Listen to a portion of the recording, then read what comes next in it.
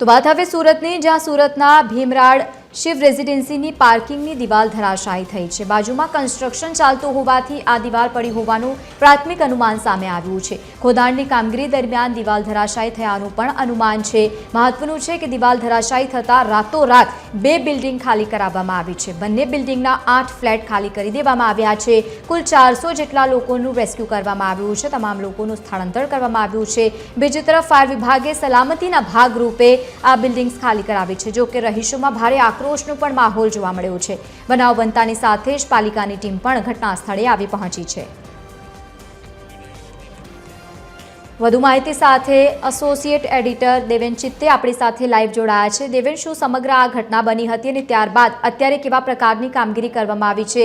જો કે બીજી તરફ લોકોમાં પણ ભારે આક્રોશ જોવા મળ્યો છે। ભીમરાડ વિસ્તાર જે છે ત્યાં ભીમરાડ વિસ્તારની અંદર શિવ રેસિડેન્સી જે છે ત્યાંની લગોલગ એક નવું જ કન્સ્ટ્રક્શનનું કામકાજ શરૂ થયું છે અને તેના કારણે આજે પાર્કિંગ પાસેની જે દિવાલ હતી એ દિવાલનો આખો ભાગ જે છે તે ધરાશયી થયો છે।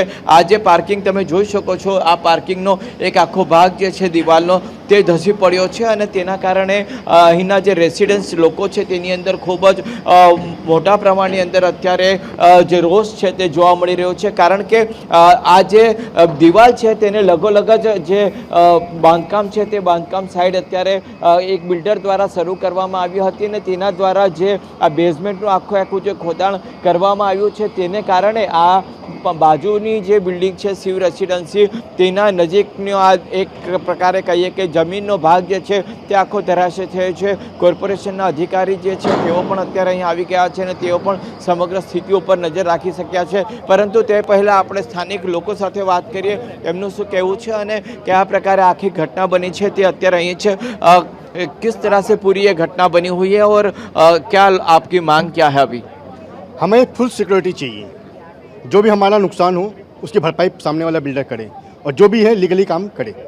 हमें लिखित तौर पे देवे कि हम आपका ये चीज़ नुकसान होगा तो इसकी भरपाई हम पूरी करेंगे। अभी क्या नुकसान हो रहा है ऐसा लग रहा है? सब दहशत में जी रहे हैं, रात भर से हम दहशत में जी रहे हैं। सब बच्चे रो रहे हैं, सब बाहर हम लोग रोड घर से बेघर हो गए। हमारी बिल्डिंगें पूरी खाली कर दी गई, ई टावर एफ टावर।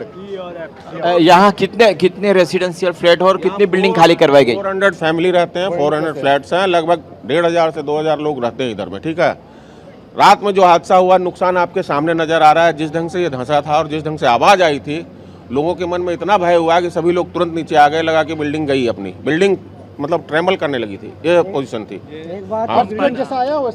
अर्थक्वेक के जैसा था।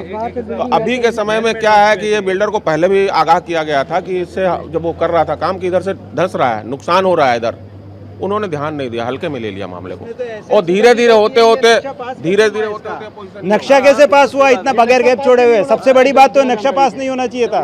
ये सब मिले हुए हैं, एसएमसी वाले भी मिले हुए हैं इसमें। वो बगैर उसके पास कर दिया। अभी बिल्डर बोलता है तुम जाओ कहीं पे भी रहने, कैसे जाएंगे? 400 लोग, 400 फ्लैट है यहाँ पे, 1600-1700 लोग रहते हैं यहाँ पे, कहीं रहने जाएंगे? वो भाड़ा एक दिन का भी देने को तैयार है क्या?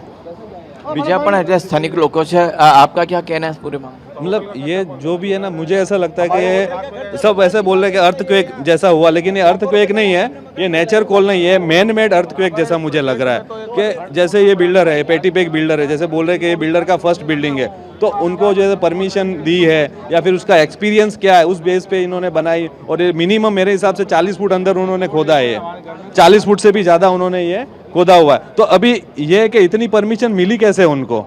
और ये एसएमसी वाले बोल रहे कि ये है ना इंजीनियर फॉल्ट है, तो उनको परमिशन कैसे मिली कुल मिला के? और अभी कितने बजे ये घटना घटी हुई थी और लोग कितने बजे बाहर निकले? सर ये एक्चुअली कल सुबह 10 बजे से ही क्रैक्स चालू हो चुके थे। सुबह 10 बजे क्रैक हुए तो हमने सारी गाड़ियाँ जो भी पॉसिबल था वो सारी गाड़ियाँ पार्किंग शेड से हटवा दिए थे। बिल्डर को इन्फॉर्म किया, बिल्डर के आदमी भी आए, देख करके चले गए। उन्होंने उस समय कोई एक्शन नहीं लिया। नंबर 1 वो उनकी गलती थी। उसके बाद में रात में 10 बजे जब थोड़ा सा क्रैक और बढ़ा, थोड़ा सा मूवमेंट और बढ़ा तो हम लोग सब नीचे आए। नीचे आकर के जितने भी रिमेनिंग गाड़ियाँ थी उन गाड़ियों को भी हमने हटवाया। हटवाने के बाद में बिल्डर के आदमी को बुलाया तो बिल्डर के 4-5 आदमी आए, उन्होंने देखा, लेकिन उसके विदिन 30 मिनट्स पूरा शेड कम से कम 150-200 फीट का पूरा हमारा शेड था वो विद पार्किंग गिर गया नीचे। वो इतना गिरा, इसका झटका इतना था कि 9 रिक्टर स्केल का जो अर्थक्वेक होता है उसके जितना वाइब्रेशंस था। उसके बाद सारे फ्लैट्स वाले डर गए। हम लोग जैसे थे उसी स्थिति के अंदर सारे बच्चे बुढ़े नीचे आ गए। फ्लैट्स को हमने बंद कर दिया और हम सब आ गए नीचे।